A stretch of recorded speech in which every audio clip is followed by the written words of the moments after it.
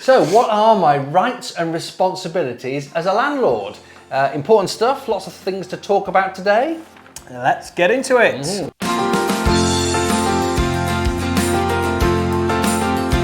Okay, Right, so we've got a number of points to go through today. Let's start with the basics, shall we? yeah, definitely. The basics of being a landlord in the UK. You're running Basic a business. number one. You're running a business, and you have got things that you need to consider, and legally you have to do. So the most obvious and most basic thing is you have to provide a habitable property, a decent and safe home, we like to call it. Yeah, we call it a decent safe home. Actually, that's a standard that you can look it up, DASA, decent and safe home. That is not the legal minimum. The legal minimum is slightly lower, and it actually varies council to council. But if you're a landlord, we believe it's useful to have a good standard. Dash is a good standard, and that could be described as the highest common denominator. So take that and you'll generally speaking be okay. We found that most councils over time are raising their standards, which is a good thing. Landlords should be doing that too, and they're raising it to this DASH standard. If you built to the DASH standard and you operated to that standard already, then you're never going to get caught out. Operate behind it when legislation catches up with you in your area, then you could be left exposed, needing to do extra work and different things. So we like to think of it as a two-way street. Yeah. You know us as for the landlords. We've got a sister brand, it's the same company, for the renters. And any good landlord needs a good tenant and vice versa. Don't think we're just about the landlords. On the other side of the coin, we're talking just as much about tenants' rights, and really a landlord's business revolves around having a good tenant who looks after your house and pays rent on time. So think of it as a business, think of it as a two-way street. They're the basics. A good landlord needs a good tenant and vice versa. So you've got your nice, decent and safe habitable property. The most basic and obvious responsibilities now are you need a gas safety certificate, an electrical safety certificate, and you need smoke and carbon monoxide alarms. Some of the basic responsibilities. Yep. The gas certificate is every year. Your electrical certificate can be anything from 2 to 5. If it's a new build house, it can actually stretch out to 10 years. And those smoke and carbon monoxide alarms are a recently new thing, and they're non-negotiable. Yeah. If you're doing a rewire, it needs to be interlinked, hardwired. All those kind of things. Yeah. Now, all the basics, you will find that if you're a landlord from 1990, 2000, the basics have got more and more. So the three things we mentioned there are the absolute bog standard basics, but the other stuff, if you like, providing a deposit, also taking a deposit and register it in the right way, looking after and doing maintenance, and making sure that the work gets done in a set time frame. And there's rules around that. Providing the right documents. You mean when the tenant moves in? When the tenant moves in, the contract. Or when the tenancy renews. Well, the tenancy renews. Yeah. So what are some of those documents then? Oh, go on, yeah. So AST, assured short hold tenant.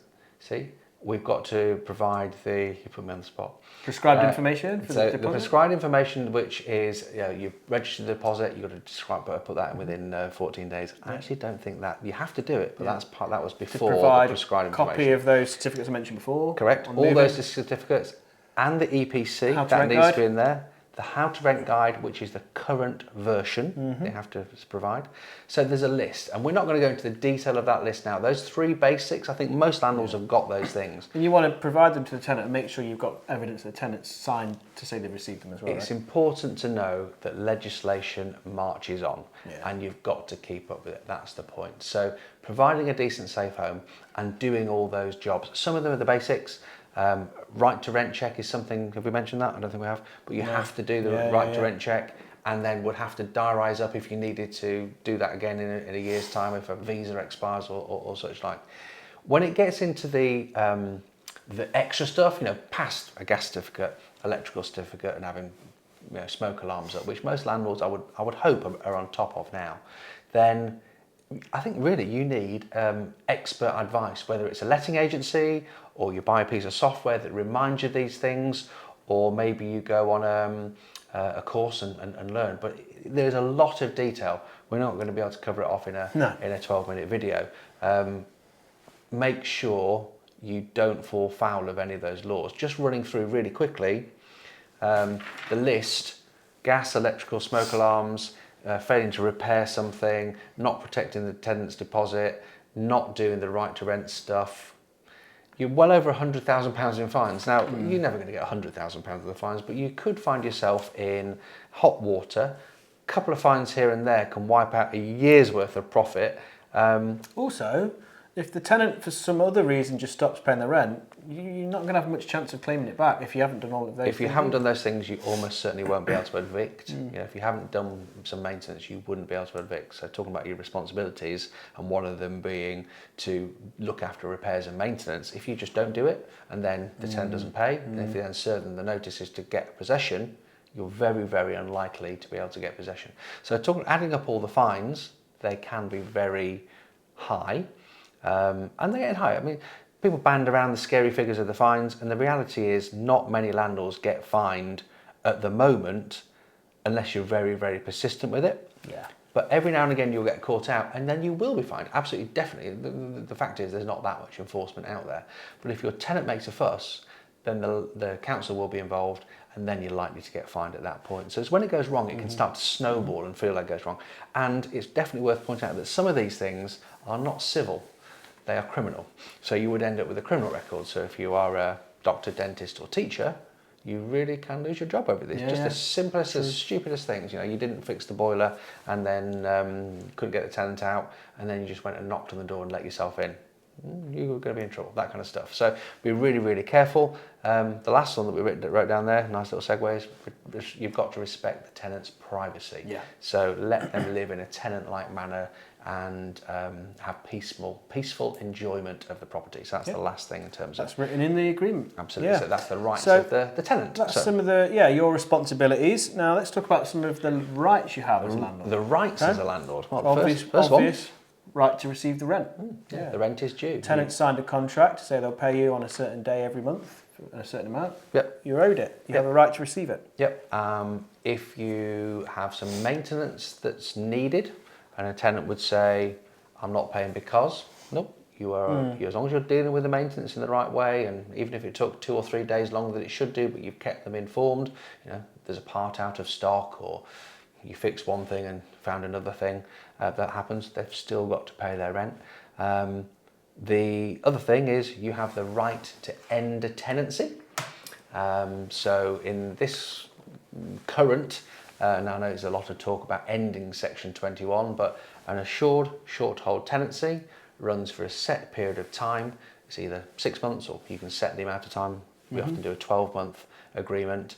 And at the end of the 12-month, you either would write another agreement that would extend it, or it could go on to a rolling periodic. But each rolling periodic is a month at a time.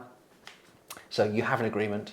You can bring that agreement to an end I'm not going to say at any time. If you've written a 6-month agreement, you can't bring it to an end in the 3rd month. No. It's got to be the 6th month, same with the 12 months. So think about how long you want to give your tenant an agreement for, a tenancy for. It's tempting. We often do it. I personally prefer a 12-month agreement, but only for a good tenant. I'll generally give somebody a 6-month agreement to start off with. If it doesn't go well, I can serve notice at the 4th month and they'll be out at 6. If it goes really well, I will re-sign them for 12 months and 12 months, but I will always re-sign. This is something that landlords often don't do. They think, why bother re-signing? Why not go on to periodic? A lot of good things happen when you re-sign a tenant in. More often than not, you'll review the rent and get a rent increase. You will also make sure that all of the compliance is up to date at that point again. So it's a really nice way of resetting, the new right to rent guide, just double checking everything.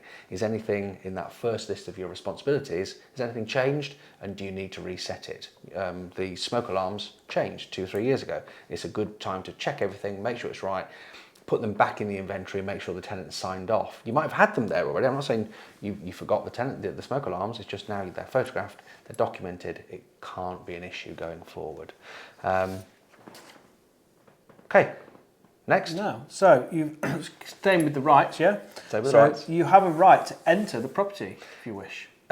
You do need to give notice, but you do have the right to enter the property for inspections. Now, the tenant can, this is almost contradictory, but in the tenancy agreement, you've got a right. The tenant can actually refuse your right, and this is worth knowing. So when a tenant says, I don't want you in, I need peaceful enjoyment, you then can't force your way in. So you have a right written in the tenancy agreement, and you can request it. The tenant can refuse it, then you'd have to take further action to enforce it, and it would probably almost certainly involve eviction at that point. It's not really economically or worth your while getting access. Why, if you've got a tenant that difficult, why get access just for access sake? You would almost certainly get possession, and then that's, say goodbye to that tenant because they're just being awkward for some reason, let's say. You've also got the right to protect your property. If the tenant damages it, you've got the right to legal action to resolve those issue. Now, all of these things have got to be exercised within the law, so just be careful. Go start knocking on the door and letting yourself in, harassing the tenant. You're going to find yourself in hot water, and they are criminal offences, which you don't want to get involved in. All right. So, yeah, there you're right. So just a few things I think we'll touch on. It's a big sort of topic at the minute is compliance. Making sure you always stay compliant. So like having the gas certificate when the tenant moves in, you've got to make sure you annually renew it, for example. You've got to make sure that EPC... The EPC might change. It might go to a D, and then you've got or a C. And it's the change in legislation that is that matters. So you rent the property out and the tenancy lasts for, let's say, 10 years. The amount of changes that happened in the last 10 years, you would have to have a review process every year at least to keep pace with that. Sometimes a year isn't often enough. How are you going to find out if the area where you own the house has a license? I was going to bring up licensing. So, it just comes in. I will not saying overnight. There's a consultation process. It's amazing the amount of landlords that don't notice the consultation process. We manage a house in an area that's just brought in licensing, and the landlord said he's going to serve notice on us as an agent because he doesn't want to buy a license, and he's just going to manage it himself and hope the council doesn't contact him. It's more or less what we said. And we're like, wow, you can't do that. You need, if your licensing comes in, you have to get that license because main reason why. Apart from rent repayment orders, orders. So you so that true story, shocking story. But we send out an email to landlords. We have a piece of software that alerts us if an area needs a license. So we send out an email to all the landlords who are affected in that area. We can help you get a license. Get it yourself. There needs to be a license. So the email comes back. I'll just cease management, which means that he's not going to sell it. He's just going to go under the radar. He wasn't taking it seriously. No. Now, what will happen next, and it will take a year probably, but there are council records that say who pays the council tax, and it's the tenant's name. There is a land registry record that says who owns the property, and the two things are different. So it's reasonably obvious that a tenant lives there. So all that needs to happen, that will be a relatively short list of properties. It might be 200 or 300 properties in that licensing area. It's very well worth the council's time to get in their car with some leaflets, knock on the door and say, do you live here? Do you rent it? Did you know your landlord hasn't got a license? Here's a leaflet on how to claim all your rent back from the day the landlord hasn't got a license, and times 3. By the way, is there any disrepair in the house, or is there anything? Because generally one thing follows another. Another way, you could, let's say a landlord's renting a house out to someone, they maybe lost their job or something, so they applied for universal credit. The council will realise at that point they're renting this house, and then they'll link it and go, they'll probably tell the tenant for you. 10 years ago, this is what we just said. 10 years ago, none of that would happen. Maybe even 5 years ago, none of that would happen. It's the magic of AI that's fixing that. So that isn't a made-up thing.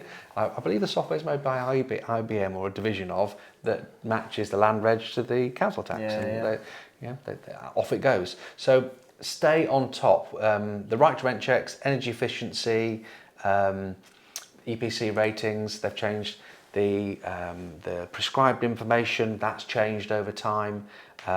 Licensing and HMO licensing has changed over time. So you're going to need to keep up to date with it. Even going back to the basics, the three basics, gas regulations and electrical regulations seem to change. You know, how many houses have we had where there was a full rewire 10 years ago with a brand new consumer unit, of course, because it all gets fitted. And now when they get an EICR next, the suggestion, and it's gradually going up from a C3 to a C2 to a C1, which means advisory, something to note, something that needs doing soon, something that needs doing now, 3, 2, 1, and it needs to be changed to an electrical, a metal electrical consumer unit. Now, it was perfectly fine then, and now it's not, so things march on. Stay compliant, keep on top of these things. Going back to right at the beginning, you're in a business, you've got rights, you've got responsibilities, you've got to keep checking back. You can't just rent it and forget. So I think that's it. It's nice. We could talk for hours about that. We could, couldn't yeah. we? Absolutely. If you want to talk to me about any of those topics, there will be a link in the bio, the description. Feel free to do that. You'll be able to book straight into my calendar at a time that suits you. Thank you. Please like and subscribe and all that stuff. Hopefully you're liking the content. Drop some comments below. See you next time. Thank you. Cheers.